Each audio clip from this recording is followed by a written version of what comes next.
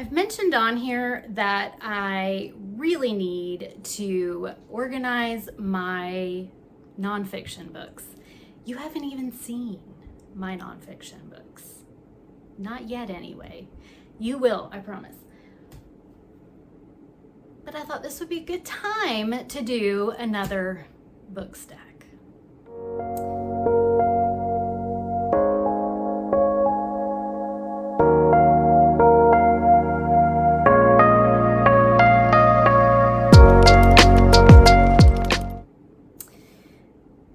I have one bookshelf, and it's only like the top three.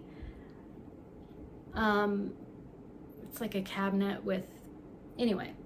I have nonfiction books in my bedroom, and the top three shelves are full, and I still have more. So then they're stacked on my dresser. And it's just not a good system. I'm sure there's plenty in there that I can unhaul. So we're gonna go through this stack. I just picked up the first stack off my dresser, and we're gonna go through it. And I'm either gonna keep to read or unhaul. We'll talk about it. If you, as I'm going through these, if you know, will I like it, will I not, drop it in the comments below.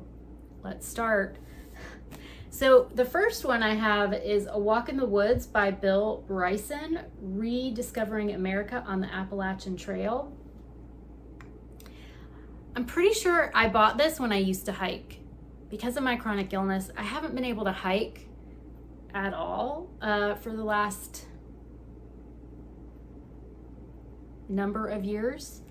This is, so the Appalachian Trail stretches from Georgia to Maine and covers some of the most breathtaking terrain in America.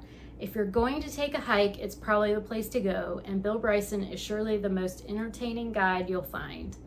Here's the history and ecology, cannot read today, of the trail and some of the other hardy or just foolhardy folks Bryson meets along the way, and a couple of bear. Already classic, A Walk in the Woods will make you long for the great outdoors, or at least a comfortable chair to sit and read in. So even though I don't hike much anymore, I do enjoy going to the woods. I go to the mountains usually several times a year, but I haven't been in a minute. I really need to get up to the mountains. And I've never read Bill Bryson's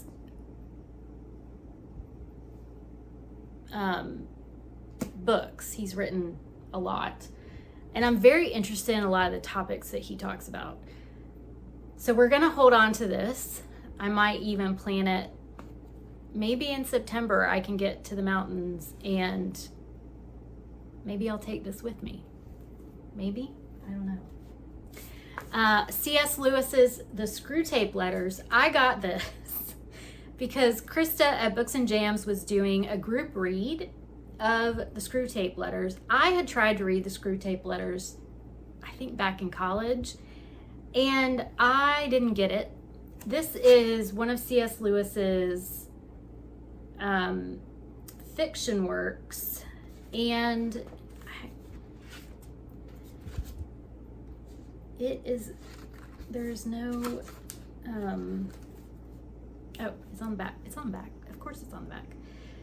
This classic has entertained and enlightened readers the world over with its sly and ironic portrayal of human life and foibles from the vantage point of Screwtape, a highly placed assistant to our Father below.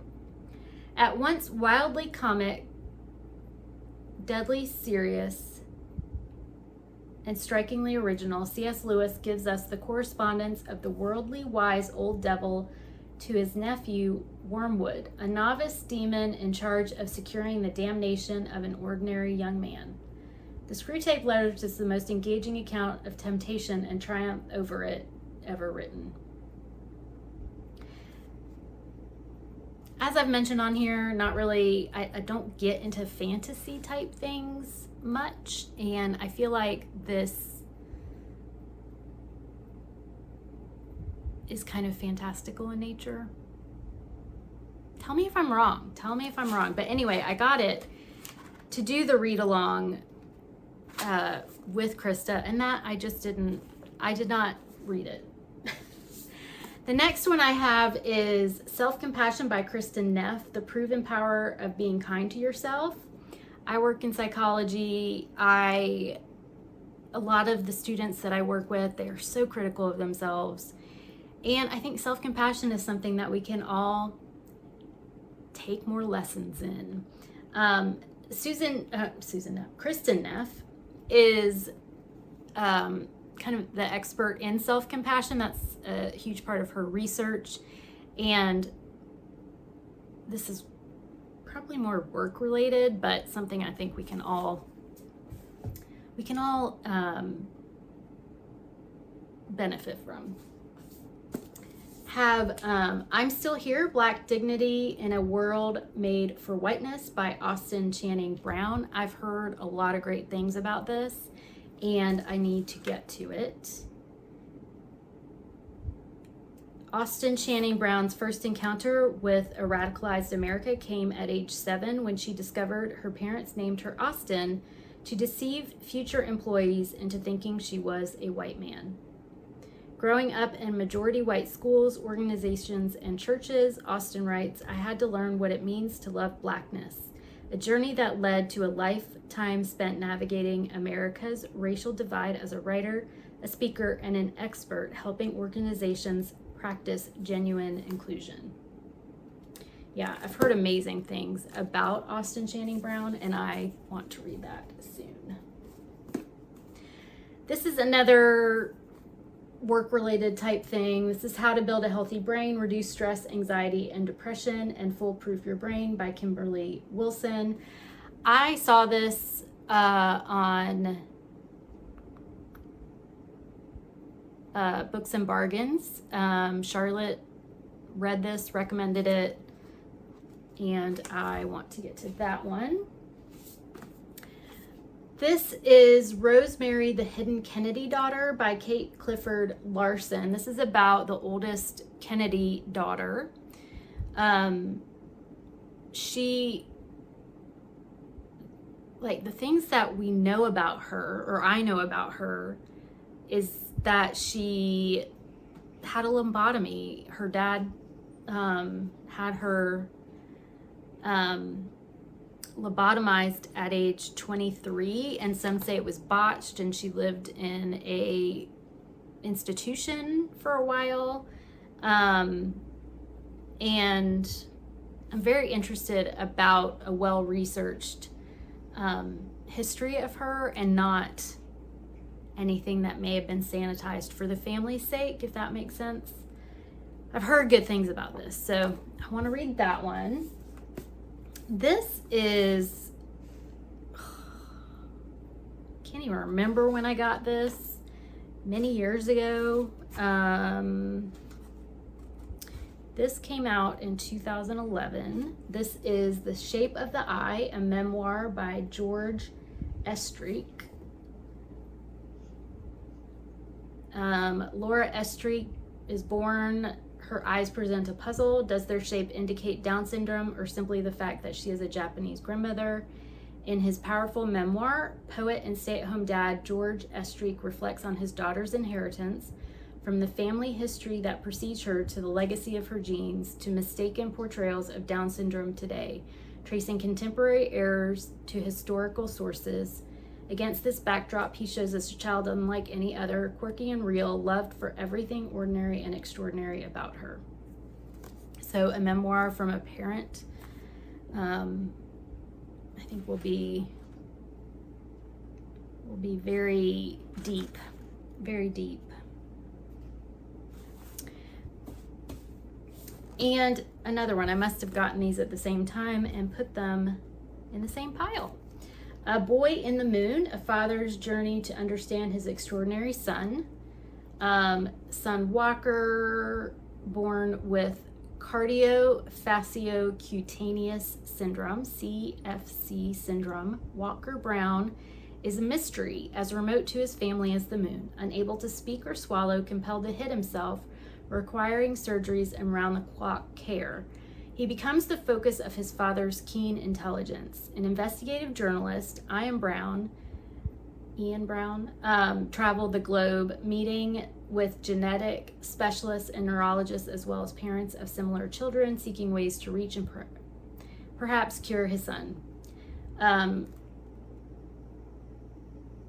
I stopped there just because the idea of curing is controversial in itself in the disability community, and so I'm interested in seeing where this author goes with it and his experience with being a parent of someone with genetic differences.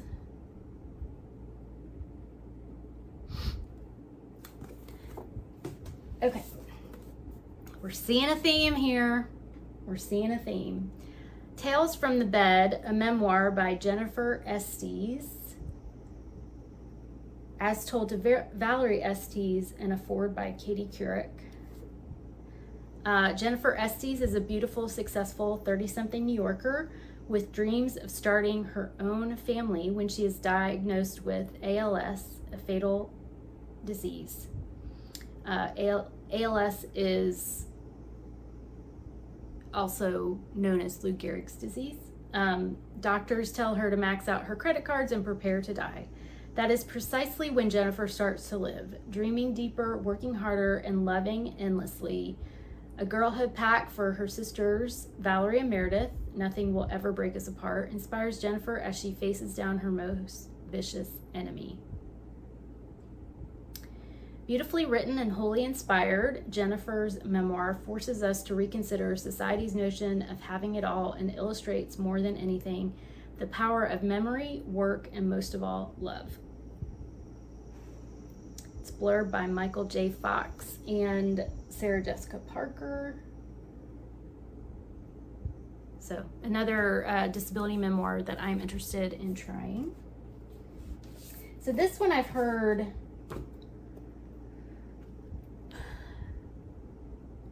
differing opinions on this one, and I wanted to read it for myself. I think I bought this when it came out in paperback, which I don't know, would have been like 2003 maybe.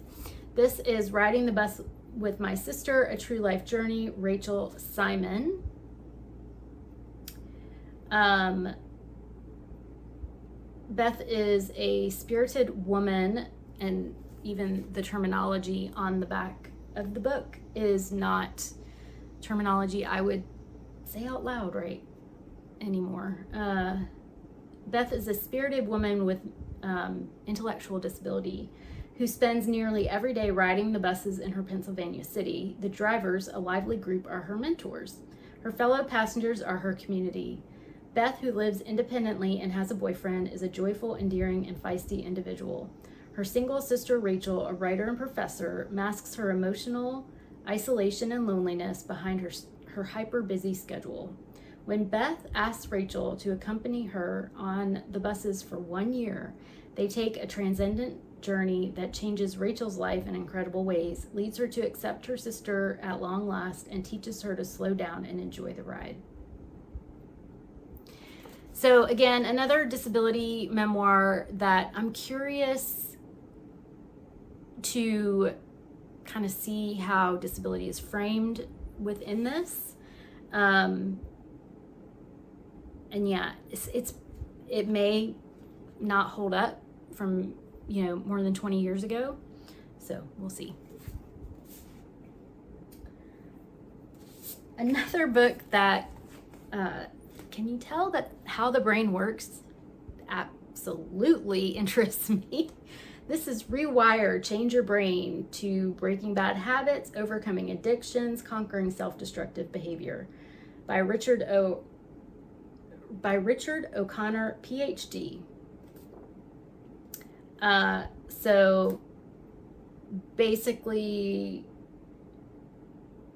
looking at bad habits that you have, and is it something that they say to form a habit you should do it every day for 30 days. It's kind of that kind of thinking. And some of the examples are procrastination, chronic disorganization, excessive worrying, passive aggression, internet addiction, overeating, risk-taking, self-medicating. So another work kind of related, I'm interested type book. The Art of Memoir by Mary Karr. This is a book so many people have read and recommended to me because I love memoirs. In The Art of Memoir, master memoirist Mary Karr synthesizes her expertise as professor and therapy patient, writer and spiritual seeker, recovered alcoholic and black belt sinner, providing a unique window into the mechanics and art of the form that is as irreverent, insightful, and entertaining as her own work in the genre. So, yeah, interested in that one. Next one is a Christian living book that I've heard about. I think I heard about this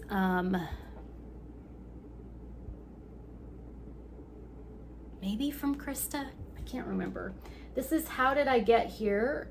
Finding Your Way Back to God When Everything is Pulling You Away by Christine Kane.